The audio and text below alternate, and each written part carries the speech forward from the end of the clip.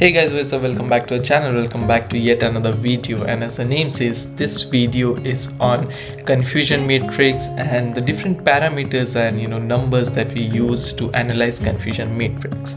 Now, before I start, I am assuming the fact that you're aware of what classification problems are, what are classification models, and in case if you're not aware, then I will put a link down in the description where you can watch some video resources regarding classification, the kind of problems that we deal with, or if I ever happen to make a video on that also I will mention in the description. Now, provided the fact that I'm assuming you guys already know, let's move quickly to confusion matrix. So this is how basically a confusion matrix look like. Anywhere you see, you will see some actual values, one row with actual values, one column with predicted values, yes, no, sometime it is written as true, false, yes, no, 0, 1, whatever can be the lingo, but the meaning is still the same. Now, why do we use this? Very quick explanation. Whenever we are creating some kind of a machine learning classification model, there has to be an evaluation process, the way we are able to evaluate whether that particular model is correct or not. So with the help of such kind of a table, we are able to judge, we are able to analyze whether a particular model is efficient, is correct or not. Now, this are the columns that is corresponding to the actual values, and these are the rows corresponding to the predicted values. There can be 4 possible way that any particular thing can be predicted, and classifications are always yes or no. One way can be you have predicted something to be true and is really true in reality. That is one possibility. Second is something that you are predicting to be true but it is not really true. That is one possibility. Third possibility is something you're predicting not to be true but they are true. And fourth is something that you are predicting not to be true and is actually not true. So these are the 4 possibilities. This particular one where we are predicting something to be true and that is in reality actually true, we call it as a true positive, or you can say TP. Something which we are predicting to be a no, a positive, a no, a negative, and is also a negative in reality, that is a true negative. True because we have predicted it truly, and negative because we have predicted it negative. Now comes the most interesting part, those two, the ones where most of the people get confused. We are predicting something to be true while in reality that is not true, which means that our prediction was false, that was incorrect. So we will write false. Now, false what? What did we predict? We predicted it to be true. We predicted it to be yes. So which means that it is something that we predicted to be positive. So it will be false positive.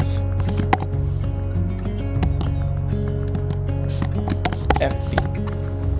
And then this one, we predicted it to be false. We predicted it not to be true, but in reality it was true. Which means that again it's a false prediction. False what? We predicted a false negative value. False no, false negative. So it will be a false negative. Try to understand these things in the most easiest of the languages, and it will be very simple for you. If you get to the complexities of different kind of definitions and all those stuff, then it will become very, very confusing. I mean, the name itself is confusion matrix, and if you try to make it even further confusing, it's gonna screw up with your head. So don't do that. Try to understand in the simplest of the languages. Now, let's say we have done it, and now the question is how to evaluate. What are those 4 criteria? What are those 4 parameters? Accuracy, precision, recall, F1 score. What are these? Now let's say to understand this, we can simply go to straight away to an example, a very easy example. The problem statement states whether an object is a dog or not. We have to predict. We have to classify yes or no. So whether something is a dog or not in reality. So in reality, it is a dog. Yes. It is a dog. No. It is a dog. Yes. No. No, my bad. Husky is a dog. No. Lhasa is a dog. No. No. No. Perfect. Now let's say whatever model that we have created, whatever model we have created on the basis of this data that we have, we will be using the same model on the same data to see whether this model is efficient or not. We'll see how the predicted values are. So let's say I'll randomly put some predictions. Yes, no, yes, no, yes, no.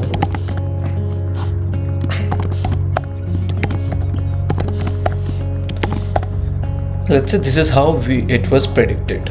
Now clearly you can see some correct predictions. It was no, we predicted it to be no, and in reality it isn't a dog. We predicted it to be yes, in reality it isn't yes. So this is something that we can see with our bare eyes, but we have to quantify it. We just can't simply say okay, we can see a couple of good results, so it's a good model, or no, we can't do that. We have to quantify it. So in order to do that, quickly let's make a table, matrix, confusion matrix. I'll show you how to do that. Okay, yes, how many of these we predicted correctly? 1, 2, 3. That's it. This 3 we have predicted correctly. So let's say this 3. How many we have predicted correctly as not to be dog? 1, 2, 3, 4. This 4 we have predicted correctly not to be a dog. This is amazing. How many of those, now comes the tricky part, how many of those we have predicted to be a dog but was not really a dog? 1, 2.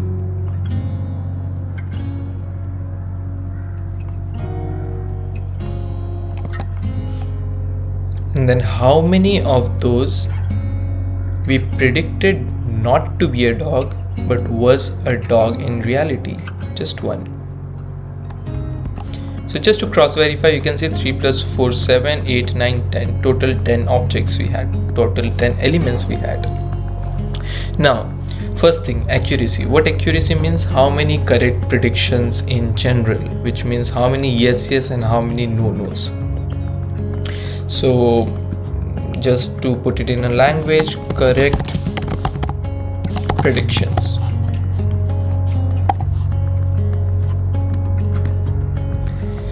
This plus this, I'm not using any formula. I'm just doing basic mathematics just to not confuse anyone any further, because this topic itself is very confusing to people. I don't know why. I wonder why, but I hope it won't be after this video. So you can say 0.7, if you multiply it by 100, it will be something like 70%, which is the accuracy of your model. So your model is able to accurately predict 70% of the times, which is a good number. Now comes precision. Precision means how many of the predicted positive values, what is the accuracy of the predicted positive values? Out of all the predicted positive values, what is the accuracy of the positive values? So it means, let's say, let me write it down first. Accuracy of positives in predicted positives. All right.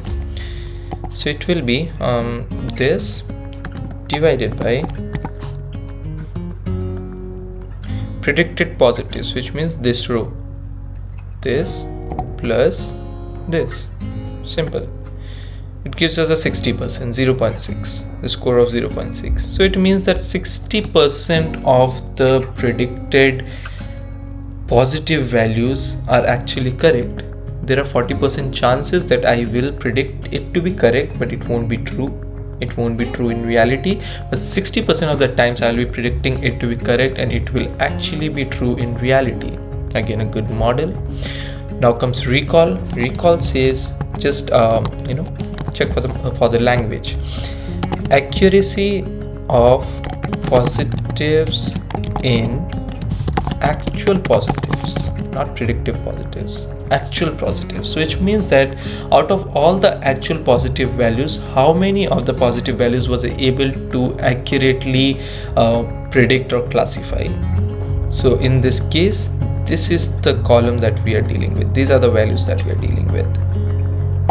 That will be this divided by this plus this, which is a 0.75%. So it means that my model is able to classify 75% of the actual dogs.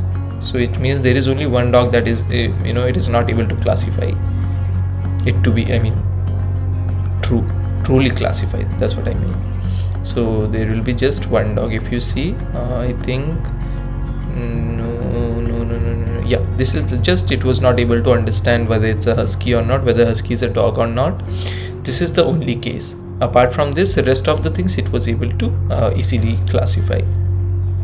Now what is F1 score? F1 score is a very mathematical funda. It means every time you'll see there is a trade-off between precision and recall. If you try to increase the recall of a model, the precision will decrease. If you try to increase the precision of a model, the recall will decrease. So in order to balance it out, we have to find a mid ground, we have to find a mean value, and in order to do so, we use harmonic mean of precision and recall. So F1 score is nothing but the harmonic mean of precision and recall. Simple. So we have a formula of harmonic mean here, so I will use the same, this comma this. So 0.66 blah blah. This is the score. This is the F1 score for this particular model. Also write the formulas here. Let me write it here. This plus true negative divided by this plus this plus this plus this. For your convenience, I am writing it. I'm sorry, did I add equal to? Okay, my bad. This is the formula for accuracy. This is the formula for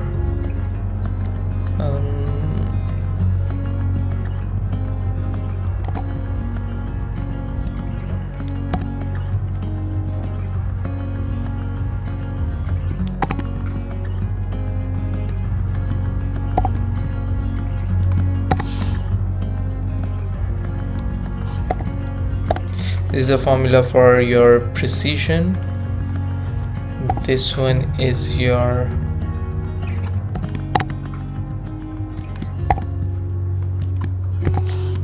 recall,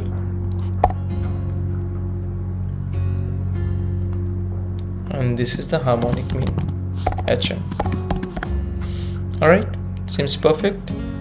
Now sometimes, one more thing very important, this is also known as type 1 error, and this is also known as type 2 error. So if you see it written in this way, please don't get confused. False positives are type 1 error, false negatives are type 2 error. So alright, I hope you enjoyed this video till here. I hope you got something to learn out of it and things are a bit simpler for you. And I'd say don't try to confuse yourself with different kind of definitions and all. If you want to see the definition of accuracy, precision, recall and all those stuff, you can just Google it and you will get it. But understand the concepts, underlying concepts behind it. That will help you keep those concepts ingrained in yourself for rest of your life. So that's it with this video. If you watched this video, please hit the like button, do share, do subscribe, and wait for the next video. See ya, bye bye.